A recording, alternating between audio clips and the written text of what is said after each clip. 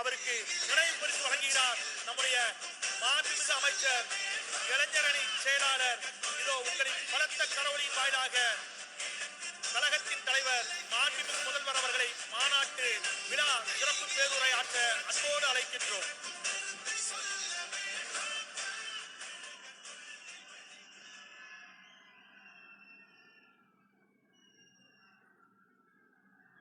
கடல் போல் திரண்டிருக்கும் திராவிட பட்டாளமே,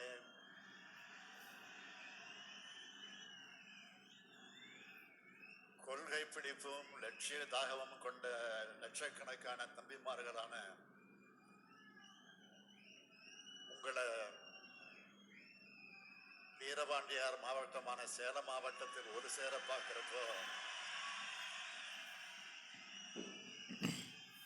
எனக்கு பெரிய உற்சாகமும் மகிழ்ச்சியும்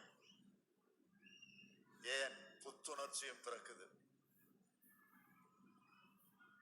தெற்கில் விடியல் பிறந்திருக்கிறதை போல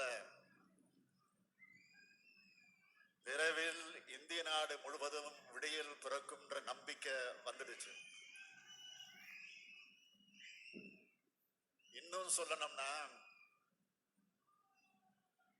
எனக்கு 20 வயசு குறைஞ்சிட்ட மாதிரி ஒரு புது தெம்பு வருது.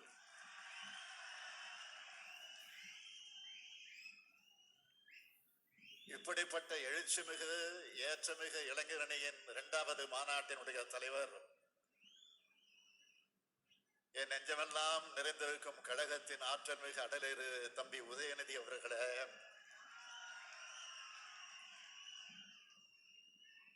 உரையாற்றி அமர்ந்திருக்கும் கழகத்தின் பொதுச் செயலாளர் என்னுடைய ஆருயிர் அண்ணன் துரைமுருகன் அவர்களே, கழகத்தின் பொருளாளர் அருமை நண்பர் TR பாலு அவர்களே, இளைஞர்களுக்கு இணையாக பணியாற்றி இளைஞரணி மாநாட்டை கம்பீரமாக ஒருங்கிணைச்சு நடத்தி கொண்டிருக்கும் கழகத்தின் முதன்மை செயலாளர் ஆருயிர் சகோதரர் KN நேரு அவர்களே, கழகத்தின் துணை பொதுச் செயலாளர்கள் பெரியசாமி அவர்களே, பொன்முடி அவர்களே, ராசா அவர்களே, அந்தியூர் செல்வராஜ் அவர்களே, கழகத்தின் இருவர்ண கொடியை ஏற்றி வைத்து உரையாற்றி இருக்கும் துணை பொதுச் செயலாளர், நாடாளுமன்றத்தில் எத்தனை மொழியா திகழக்கூடிய அன்பு தங்கையுடைய அருமை சகோதரி கனிமொழி அவர்களே, காலை முதல் பல்வேறு தலைப்புகளில் உரையாற்றி அமர்ந்துள்ள கொள்கை பரப்பு செயலாளர் அருமை சகோதரர் திருச்சி சிவா உள்ளிட்ட கருத்து போராளிகளே, ஆற்றல் மிகு ஒருங்கிணைந்த சேலம் மாவட்ட செயலாளர்கள் உள்ளிட்ட மாவட்ட செயலாளர்களே, இளைஞர் அணியின் மாநில துணை செயலாளர்களே, மாவட்ட அமைப்பாளர் மற்றும் துணை அமைப்பாளர்களே, சமுதாயத்தின் ஈட்டி முனைகளாக இருக்கக்கூடிய இளைஞரின் தம்பிமார்களே, என் உயிரோடு கலந்திருக்கக்கூடிய தலைவர் கலைஞர் அவர்களின் உயிரினும் உயிரான அன்பு உடன்பிறப்புகளே, உங்கள் அனைவருக்கும் வணக்கம். திராவிட இயக்கம் தோன்றி 100 ஆண்டுகளுக்கு மேல ஆகிடுச்சு. நம்மோட திராவிட முன்னேற்ற கழகம் பேரறிஞர் அண்ணாவால் தொடங்கப்பட்டு 75 ஆண்டுகள் ஆயிடுச்சு. 1949ஆம் ஆண்டு செப்டம்பர் 17 அன்று சென்னை ராபின்சன் பூங்காவில் திரண்டிருந்த அதே கொள்கை உறுதியும் லட்சிய வேட்கையும் லட்சக்கணக்கான இளைஞர்களான உங்ககிட்ட பார்க்கிறப்போ இந்த இயக்கத்தோட தலைவரா மிகுந்த மகிழ்ச்சி அடைகிறேன். அஞ்சா நெஞ்சர்களை அருந்தம்பிகளாக பெறும் பேரு பெற்றேன்னு பேரறிஞர் பெருந்தகை அண்ணா பெருமைப்பட்டது போல நான் பெருமைப்படுகிறேன்.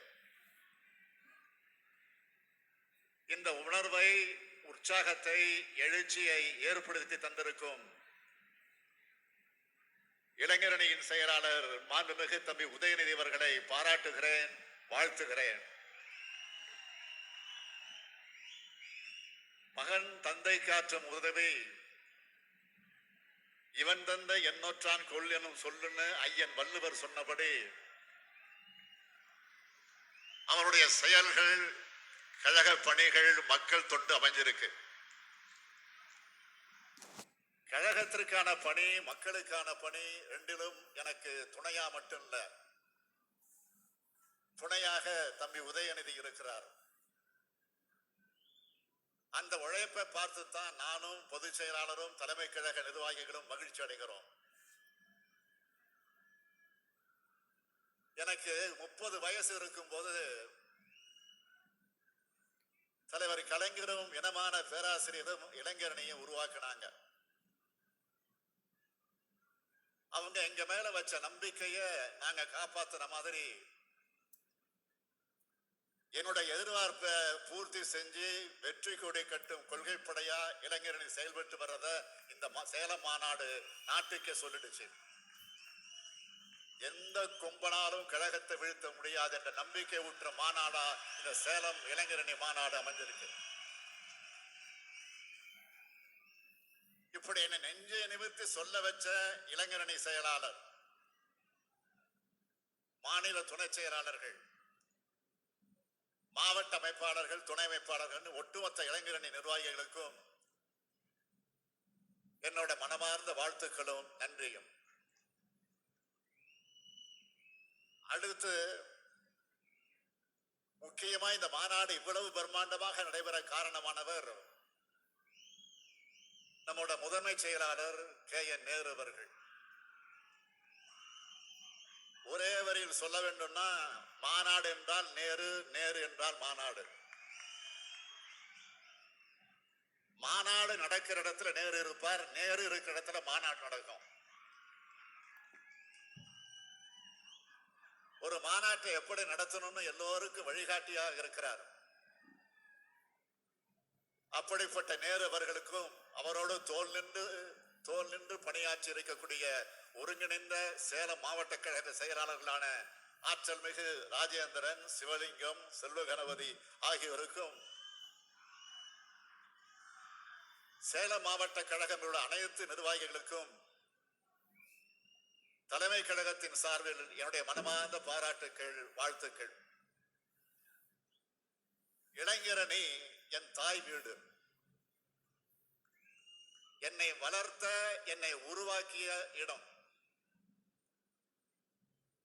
நான் இன்று கோடிக்கணக்கான திராவிட முன்னேற்ற கழக தொண்டர்களோட தலைவராக கடமையாற்றி வர்றதுக்கும், தாய் தமிழ்நாட்டோட முதலமைச்சரா பொறுப்பேற்று மக்கள் தொண்டாற்றி வருவதற்கும் அடித்தளமிட்டது இந்த இளைஞரணி தான். அதனால எனக்கு எப்போதும் தனி பாசமும் உரிமையும் உண்டு. 1980 ஆண்டு ஜூலை 20 நாள்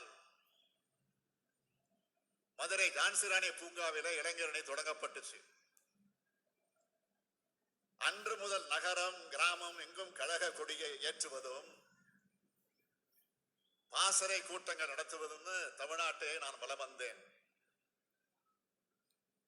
மாநாடுகள் நடத்தப்படுகிற பெரும் பேரணிகள் எல்லாம் எங்களுடைய வெண்சீருடைய அணிவகுப்பால பலரையும் அண்ணாந்து பார்க்க வச்சது. போராட்ட களங்கள்ல இளைஞர்களை அதிகமாக பங்கெடுத்தாங்க. தேர்தல் பரப்புரைகள்ல இளைஞர்கள் சுற்றி சுழன்று பணியாற்றினாங்க. 1980 ஆண்டு முதல் கட்சிக்குள் புது ரத்தம் பாய்ச்சியது இளைஞரணி. உழைப்பு உழைப்பு உழைப்பு. தலைவர் கலைஞர் அவர்கள் என்னை பாராட்டினார்னா, அந்த உழைப்புக்கு இளைஞரணி தம்பிமார்கள் என்னை உற்சாகம் ஊட்டிக்கிட்டே இருப்பாங்க. எப்பவும் நான் சுறுசுறுப்பா இயங்க இன்னொரு முக்கிய காரணம், என்னை சுத்தி இளைஞர்களே இருந்தாங்க. இளைஞர்களால் உருவான போர்க்கருவிதான் இந்த ஸ்டாலின். நான் மட்டும் இல்ல, ஏராளமான தளபதிகளை உருவாக்கின ஈடு இணையற்ற அணிதான் இளைஞரணி. எங்களால உருவாக்கப்பட்ட பலரும் எம்எல்ஏ, எம்பிக்களா, அமைச்சர்களா, மாவட்ட செயலாளர்களா உயர்ந்தாங்க. நாளை அத்தகைய பொறுப்புகளுக்கு நீங்கள் வருவீங்கள. அந்த உயரத்துக்கு உங்க உழைப்பால உங்களை நீங்களே தகுதிப்படுத்திக்குங்க. இளைஞரணி தம்பிமார்களே, நான் உங்களுக்கு அறிமுகம் செய்ய விரும்புகிற கொள்கை உணவு எது தெரியுமா? பல்லாயிரம் ஆண்டு வரலாற்றை கொண்ட நம்முடைய தமிழினத்தின் வரலாற்றை தெரிஞ்சுக்குங்க. நூற்றாண்டு வரலாற்றை கொண்ட திராவிட இயக்கத்தின் கொள்கையும் அதுக்காக போராடின தலைவர்களின் வரலாற்றையும் முழுமையா தெரிஞ்சுக்குங்க. திராவிட முன்னேற்ற கழகம் 6வது முறையா ஆட்சியில் இருக்கு. ஒவ்வொரு முறை ஆட்சியில் இருந்த போது இந்த தாய் தமிழ்நாட்டுக்கு செஞ்சு கொடுத்த சாதனைகள், தீட்டிய திட்டங்களை தெரிஞ்சு வச்சுக்குங்க. அப்பதான் இந்த நவீன தமிழ்நாட்டை உருவாக்கி கொடுத்த சிற்பி நம்ம தமிழின தலைவர் கலைஞர்னு உங்களுக்கு புரியும். அது மட்டுமல்ல, தமிழினத்துக்கு எதிரான நாசகார சக்திகள் இதுவரை எந்த வகையிலெல்லாம் நம்ம தமிழினத்தோட மொழியையும் பண்பாட்டையும் நாசம் செஞ்சதுன்னு உங்களுக்கு புரியும். கொள்கை உணவுதான் கொள்கை உணர்வூட்டும், உங்களை செழுமைப்படுத்தும். உங்கள் மூலமா கழகத்தை, தமிழ்நாட்டை வளர்க்கும். இன்றைக்கு காலை முதல் துணை பொதுச் செயலாளர் ராசா உள்ளிட்ட பலரும் பல்வேறு தலைப்புகள்ல பேசினாங்க. இந்த தலைப்புகள் தான் உங்களுக்கு பாட புத்தகங்கள். இந்த தலைப்புகள் கொண்ட புத்தகத்தை அந்த பேச்சாளர்கள் கொண்டு எழுத வைங்க. உதயநிதி உங்களுக்கு அதை உருவாக்கி தருவார். ஏன்னா ஒரு காலத்துல கழக மாநாடுகள் 4 நாட்கள் நடக்கும், 3 நாட்கள் நடக்கும். அப்ப எல்லாத்தையும் விரிவா பேச முடியும். ஆனா இப்போ ஒரு நாள் மாநாடு ஆயிடுச்சு. இன்னும் சொன்னா ஒரு காலத்துல மாநாடு நடத்தினா மட்டும்தான் இதெல்லாம் சொல்ல முடியும். ஆனா இப்ப மாநாடு நடத்த சொல்ல வேண்டியத வீடியோ எடுத்து கழக அமைப்புகளின் சார்பில் சமூக ஊடகங்கள்ல பதிவிட்டா ஒரே நேரத்தில் லட்சக்கணக்கானவங்களுக்கு போய் சேரக்கூடிய அளவுக்கு நவீன தொழில்நுட்பம் வளர்ந்துருச்சு. அப்படிப்பட்ட தொழில்நுட்பத்தை பயன்படுத்தி நம்மோட கொள்கை பரப்புரைய தொய்வில்லாம நீங்க செய்யணும். கொள்கை உரம்தான் உங்களுக்கு உரம். கொள்கை உரம்தான் கழகத்திற்கான உரம். 75 ஆண்டுகளாக என் கழகம் இன்னைக்கும் கம்பீரமா நிக்குதுன்னா அதுக்கு நம்ம கொள்கை உரம்தான் காரணம். சமூக நீதி, சமத்துவம், சுயமரியாதை, சகோதரத்துவம், மாநில உரிமைகள், மொழிப்பற்று, இனப்பற்று, பெண் உரிமை, ஒடுக்கப்பட்டோர் நலன், எல்லோருக்கும் எல்லாம் என்கிற அடித்தளத்தில் உருவாக்கப்பட்டதுதான் திராவிட முன்னேற்ற கழகம். ஒரு சீர்திருத்த இயக்கத்தின் கையில் ஆட்சி நடத்த வாய்ப்பு வருமானால் என்னென்ன செய்ய முடியுமோ அவை அத்தனையும் செஞ்சு காட்டி இருக்கோம். தமிழ்நாட்டோட வளத்துக்கும் நலத்துக்கும் காரணமானவர்கள் நாம். இதுக்கு இப்போ ஆபத்து வந்திருக்கு. அந்த ஆபத்தை உணர்ந்து தடுக்கிறதுக்காகத்தான் இளைஞரணி மாநாட்டையே மாநில உரிமை மீட்பு மாநாடா நாம ஏற்பாடு செஞ்சிருக்கோம். நாம பெயர் சூட்டின நம்மோட தமிழ் நிலத்துக்கு ஆபத்து இப்ப வந்திருக்கு. மொழியை அழிச்சு, தமிழ் பண்பாட்டை அழிச்சு, மாநில மதிப்பு அழிச்சு, அதன் மூலம் தமிழினத்தை அழிச்சு நம்மளை அடையாளமற்றவர்களாக ஆக்க பாசிச பாஜக திட்டமிட்டு இருக்கு. இன்னொரு பக்கம் 10 ஆண்டு கால தமிழ்நாட்டை எல்லா வகையிலும் பாழ்படுத்திய கட்சி அதிமுக.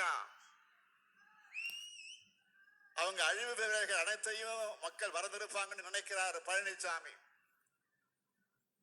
இப்ப அவங்க ஆடுற உள்ளே வெளியே ஆட்டம் பாஜக போட்டு கொடுத்த நாடகம்.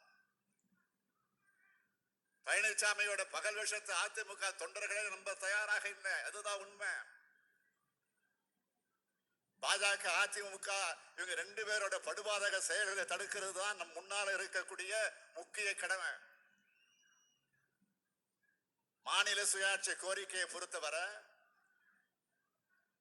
இந்திய அரசியலமைப்பு சட்டம் திருத்தி அமைக்கப்பட வேண்டும் என்பது திராவிட முன்னேற்ற கழகம் தொடர்ந்து வலியுறுத்தி வரக்கூடிய கோரிக்கை. மாநிலங்களுக்கு போதுமான அதிகாரங்களை வழங்கிட்டு நாட்டின் ஒருமைப்பாட்டையும் ஒற்றுமையையும் பாதுகாக்கிறதுக்கு எவ்வளவு அதிகாரங்கள் தேவையோ அது மட்டும் ஒன்றிய அரசு வச்சுக்கிட்டா போதும். இதுக்காகத்தான் தலைவர் கலைஞர் ராசமன்னார் குழுவை 1969ஆம் ஆண்டு அமைச்சார். அந்த குழுவின் அறிக்கையை பெற்று தமிழ்நாடு சட்டமன்றத்திலே விவாதித்து தீர்மானமாக நிறைவேற்றினார். மாநிலத்தில் சுயாட்சி, மத்தியில் கூட்டாட்சிங்கிறது கலைஞர் நமக்கு கற்றுக் கொடுத்த முழக்கம். நடைபெற இருக்கிற நாடாளுமன்ற தேர்தல் வெற்றிக்கு பிறகு அந்த முழக்கம் இந்தியாவின் முழக்கமா மாறப்போகுது. அமைய இருக்கிற இந்தியா கூட்டணி ஆட்சியானது மாநில உரிமைகளை வழங்குகிற சிறப்பான அரசியலமைப்பு சட்டத்தை உருவாக்கி தரக்கூடிய முயற்சிகளை கவனம் செலுத்தும். திமுக அரசை மட்டும் மனசுல வச்சுக்கிட்டு மாநில உரிமைகள் நான் சொல்லல. மாநிலங்களை ஆளக்கூடிய காங்கிரஸ், கம்யூனிஸ்ட், திரிணாமுல் காங்கிரஸ், சமாஜ்வாதி, ராஷ்டிரிய ஜனதா தளம்னு எந்த கட்சியாக இருந்தாலும், ஏன் பாஜக ஆட்சி செய்யற மாநிலங்களுக்கும் மாநில சுயாட்சி வேணும்னு தான் எல்லா மாநிலங்களுக்குமான உரிமையை நாங்க கேட்கிறோம். இது இங்க மட்டும் இல்ல. அண்மையில ஒன்றிய பிரதமர் திருச்சிக்கு வந்தப்போ அவரை மேடையில வச்சுக்கிட்டே சொன்னவன் இந்த ஸ்டாலின். இன்னைக்கு பிரதமராக இருக்கிற அவர் ஒரு காலத்தில் ஒரு மாநிலத்தினுடைய முதலமைச்சராக இருந்தவர் தான். ஆனா இன்னைக்கு மாநிலங்கள் மொத்தமா ஒழிச்சு கட்டுற முயற்சியை தான் பிரதமர் வந்ததிலிருந்து மோடி அவர்கள் செஞ்சுக்கிட்டு இருக்காரு. மாநில அதிகாரத்துக்கு உட்பட்டவைகளுக்கு ஒன்றிய பாஜக அரசு சட்டங்கள் ஏற்றுது. எந்த சட்டத்தை கொண்டு வந்தாலும் மாநில அரசுகிட்ட ஆலோசனை செய்கிறது இல்ல. எதுக்கும் மாநில முதலமைச்சர்களோட ஆலோசனை கேட்கறது இல்ல. புதிய கல்விக் கொள்கை, நீட், ஜிஎஸ்டி இப்படி மாநிலங்களோட கல்வி நிதி அதிகாரத்தை முற்றிலுமா பறிச்சுட்டாங்க. ஒன்றிய அரசுக்கு பணம் தர ஏடிஎமாக மாநிலங்களை மாத்திட்டாங்க. மிகப்பெரிய இயற்கை பேரிடர் காலத்துல கூட நமக்காக உதவி செய்யறது இல்ல. பேசுனாங்கள சமீபத்துல அந்த பேரிடருக்கு 37,000 கோடி ரூபாய் பணம் கேட்டிருக்கோம். ஆனா இதுவரைக்கும் ஒரு பைசா வரல. பிரதமர் வந்தார், தருவேன்னார். நிதியமைச்சர் வந்தார், தருவேன்னார். பாதுகாப்புத்துறை அமைச்சர் வந்தார், தருவேன்னாரு. உள்துறை அமைச்சரை நம்ம டிஆர் பாலு அவர்கள் தலைமையில எம்பிக்கள் எல்லாம் பார்த்தப்போ அவரும் தருவேன்னாரு. ஆனா இப்ப வரைக்கும் ஒண்ணு வரல. இவங்க என்ன நினைக்கிறாங்கன்னா, சும்மா திருக்குறளை சொன்னா போதும், பொங்கலை கொண்டாடினா போதும், அயோத்தியில கோயில் கட்டினா போதும், தமிழ்நாட்டு மக்கள் ஓட்டு போடுவாங்கன்னு ஏமாத்து நினைக்கிறாங்க.